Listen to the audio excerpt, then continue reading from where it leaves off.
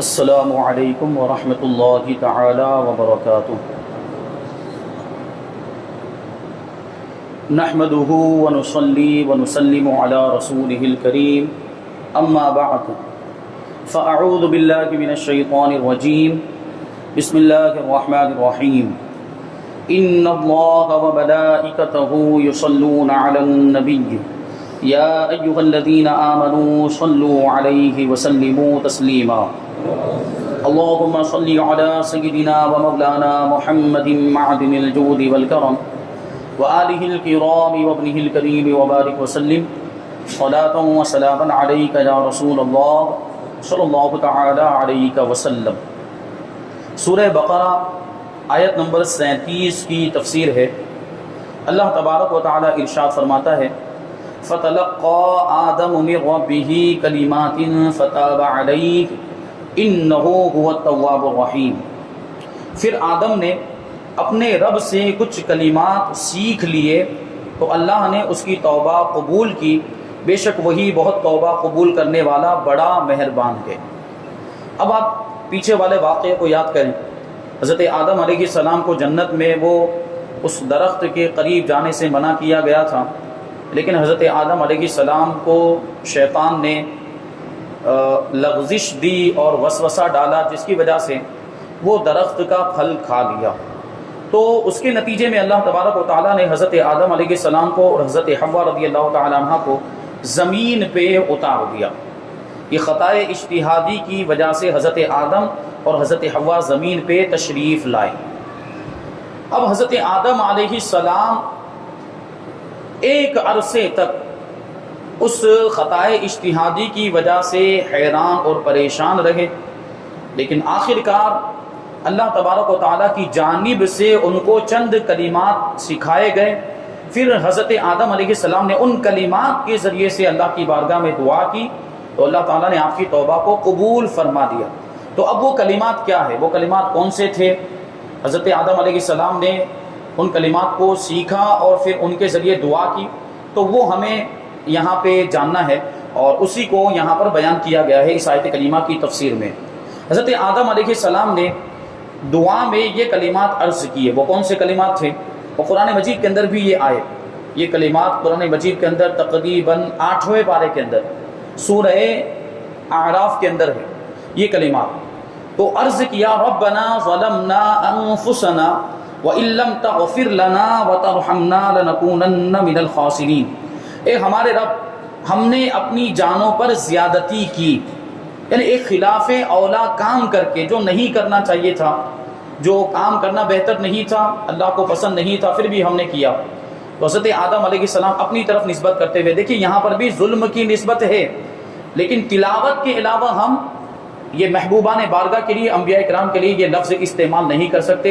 ظلم ہے، گناہ ہے، نافرمانی، اس کی نسبت ان کی طرف نہیں کی جا سکتی۔ تو انہوں نے خود اللہ کی بارگاہ میں یہ کلمات عرض کیا کہ اے ہمارے رب، ہم نے اپنی جانوں پر زیادتی کی، اور اگر تو نے ہماری مغفرت نہ فرمائی اور ہم پر رحم نہ فرمایا تو ضرور ہم نقصان والوں میں سے ہو جائیں گے، یعنی خسارے والوں میں سے ہو جائیں گے، گھاٹے والوں میں سے ہو جائیں گے۔ اور یہ دعا ہم نماز کے اندر بھی پڑھتے رہتے ہیں، آپ نے یہ دعا اکثر سنی ہوگی، ربنا ظلمنا انفسنا وان لم تغفر لنا وترحمنا لنکونن من الخاسرین۔ حضرت آدم علیہ السلام تو معصوم تھے، حضرت آدم علیہ السلام انبیاء کرام میں سے ہیں، نبی ہیں، ان سے گناہ ہو ہی نہیں سکتا، پھر بھی وہ یہ دعا کرتے ہیں۔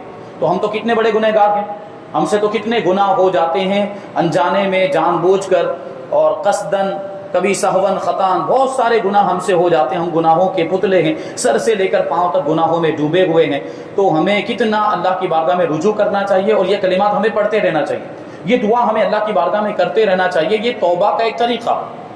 حضرت آدم علیہ السلام نے ان کلمات کے ذریعے سے دعا کی، اور اس کے ساتھ ایک روایت اور بھی ہے، اور وہ بڑی پیاری روایت ہے جو حضرت فاروق اعظم رضی اللہ تعالیٰ عنہ سے مروی ہے، مستدرک کے اندر اس کو روایت کیا، کیونکہ جہاں ہمارے نبی کی شان کی بات آتی ہے نا، تو پھر ان کو حدیثوں کی صحت کا مسئلہ، یہ حدیث صحیح بھی ہے یا حدیث ضعیف ہے، یہ جو ہمارے مخالفین ہیں، وہاں جہاں ہمارے نبی کی شان کی بات آ جاتی ہے تو وہاں ان کو حدیثیں ضعیف نظر آنے لگ جاتی ہیں۔ تو یہ دیکھیں فضائل کے اندر ضعیف حدیث بھی معتبر ہے، یہ بات یاد رکھیں۔ ہاں کوئی مسئلہ نکالنا ہو یا کوئی حکم ثابت کرنا تو وہاں دلیل اور وہ جو حدیث وہ دلیل قطعی ہونی چاہیے، یقینی ہونی چاہیے، اور وہ حدیث صحیح ہونی چاہیے۔ جہاں کوئی مسئلہ بیان کرنا ہو، جہاں حدیث سے حکم نکالنا ہو، وہاں یہ بات ہوگی۔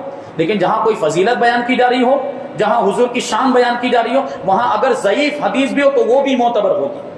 تو مستدرک حضرت امام حاکم کی کتاب ہے، اس کے اندر اس حدیث پاک کو روایت کیا گیا۔ فاروق اعظم رضی اللہ تعالیٰ عنہ اس کے راوی ہیں، آپ سنیں گے ایمان تازہ ہو جائے گا۔ بڑی پیاری حدیث۔ نبی اکرم صلی اللہ علیہ وسلم نے ارشاد فرمایا، جب حضرت آدم علیہ السلام سے اجتہادی خطا ہوئی تو عرصہ دراز تک، ایک لمبے عرصے تک وہ حیران و پریشان رہنے کے بعد انہوں نے اللہ تعالیٰ کی بارگاہ میں عرض کیا، اے میرے رب، مجھے محمد صلی اللہ علیہ وسلم کے صدقے میں معاف فرما دے۔ محمد صلی اللہ علیہ وسلم کے صدقے میں، ان کے وسیلے سے معاف فرما دے۔ تو اب ظاہری سی بات ہے، حضور پاک صلی اللہ علیہ وسلم اس وقت ظاہری طور پر پیدا نہیں ہوئے تھے، لیکن نبی کا نور پیدا ہو چکا تھا، کیونکہ حضور کے نور کو تو اللہ تبارک و تعالیٰ نے ساری چیزوں سے پہلے پیدا فرمایا، پوری کائنات سے پہلے نبی کے نور کو پیدا کیا۔ تو حضرت آدم علیہ السلام نے اللہ کی بارگاہ میں حضور کا وسیلہ پیش کیا۔ دیکھیں وسیلے کا ثبوت بھی ملتا ہے، یہ ایک حدیث، اس سے کتنی ساری باتیں ثابت ہو رہی، حضور کی شان بھی ثابت ہو رہی ہے اور وسیلے کا ثبوت بھی ہمیں مل رہا ہے۔ تو اسی وجہ سے وہ یہ ساری حدیثوں کو ضعیف کہہ دیتے کہ حدیث ضعیف ہے وغیرہ وغیرہ، اس طرح کی باتیں ہوتی ہیں۔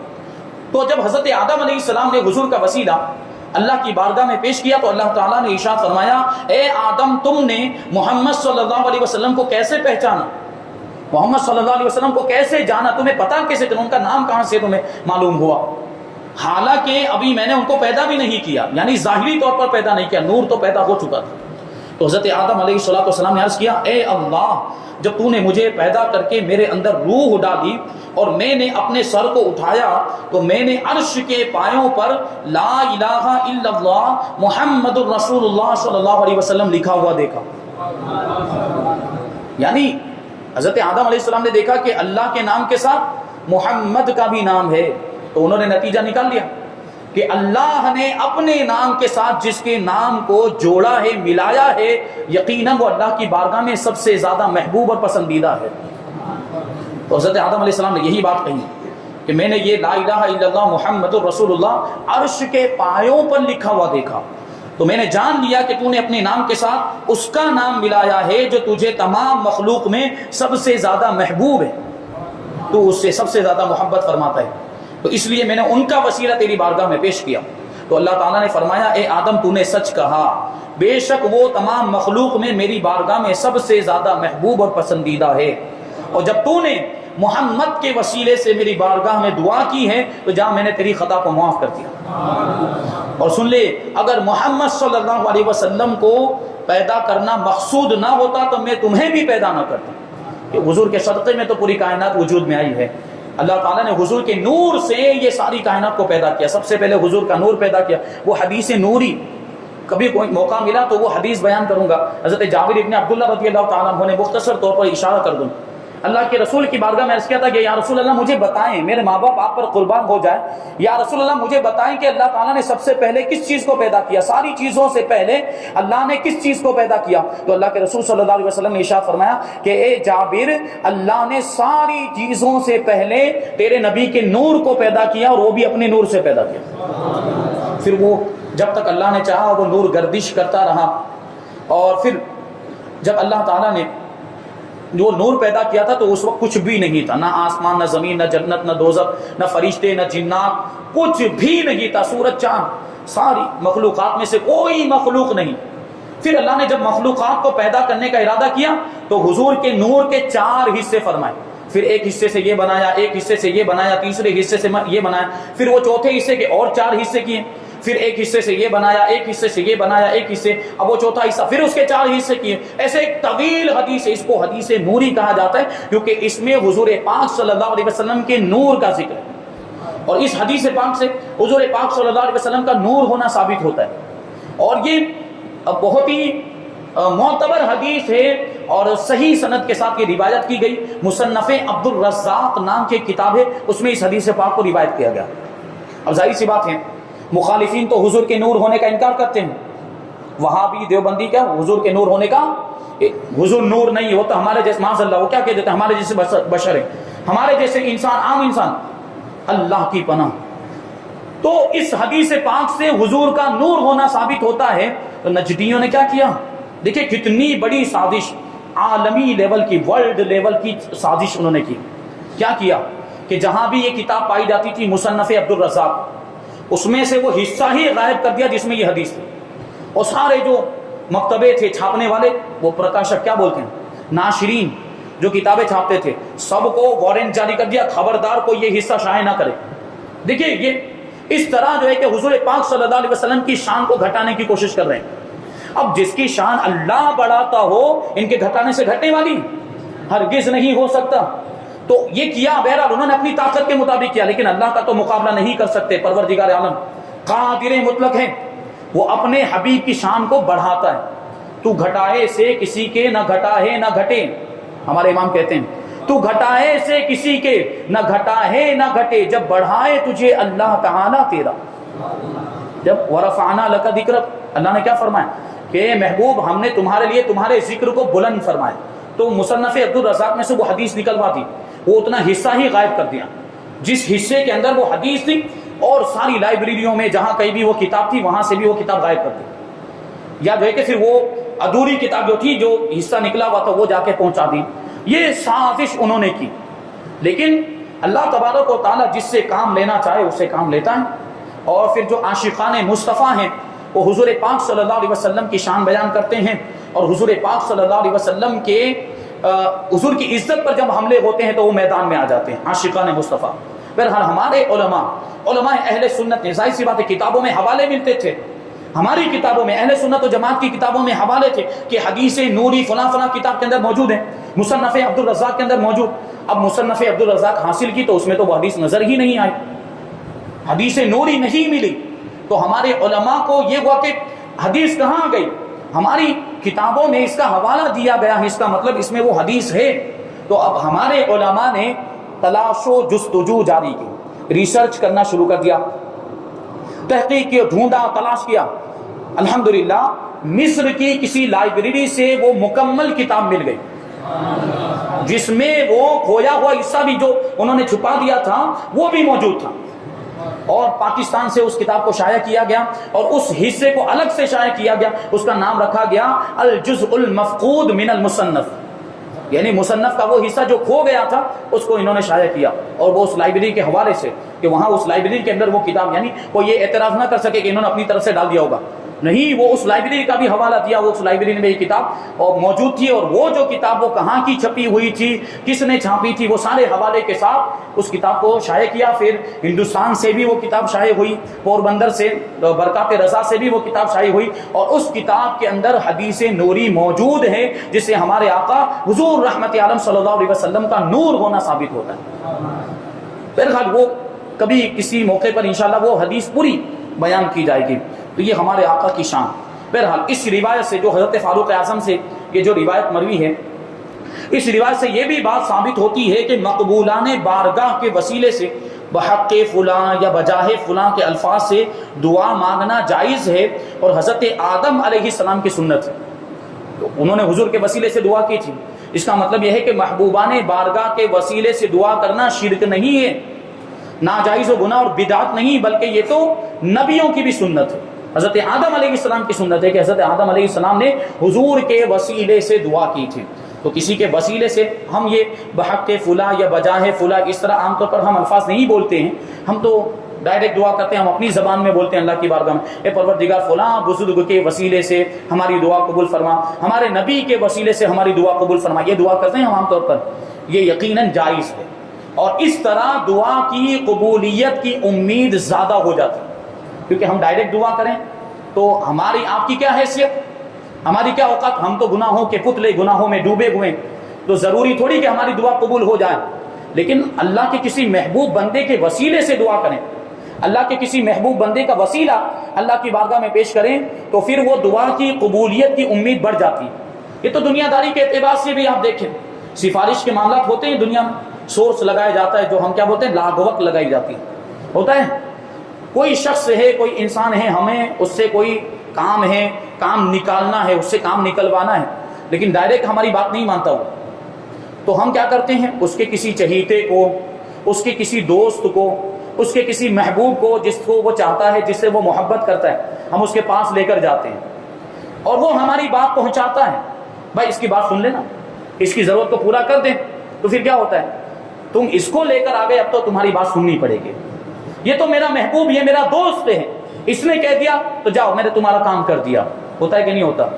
تو جب دنیا داری کے اندر یہ چیزیں ہوتی ہے تو وہ تو پروردگار ہے، اور پروردگار جب کس سے محبت کر لے، پروردگار کسی کو اپنا محبوب بنا لے تو پھر اس کے مرتبے بلند کر دیا کرتا ہے اور اس کے وسیلے سے لوگوں کی دعائیں قبول فرما دیا کرتا ہے۔ تو ہم بھی وسیلے سے دعا کرتے ہیں۔ یہ اہل سنت و جماعت کے بنیادی عقائد میں سے ایک عقیدہ کہ وسیلہ جو ہے، یہ وسیلہ ہم قرآن و حدیث کی روشنی میں اس کو ثابت کرتے ہیں، اور یقیناً یہ ثابت ہے بھی اہل سنت و جماعت کا، یہ بالکل صحیح عقیدہ ہے۔ تو یہ حضرت آدم علیہ السلام کی سنت، یہ یاد رہے کہ اللہ تعالیٰ پر کسی کا حق واجب نہیں ہوتا، لیکن وہ اپنے مقبولوں کو اپنے فضل و کرم سے حق دیتا ہے۔ یعنی اللہ تعالیٰ پر کوئی چیز بھی واجب نہیں، یہ نہیں کہا جا سکتا کہ اللہ تعالیٰ پر واجب ہے کہ وہ یہ کرے، اللہ تعالیٰ پر ضروری ہے کہ وہ یہ نہ کرے۔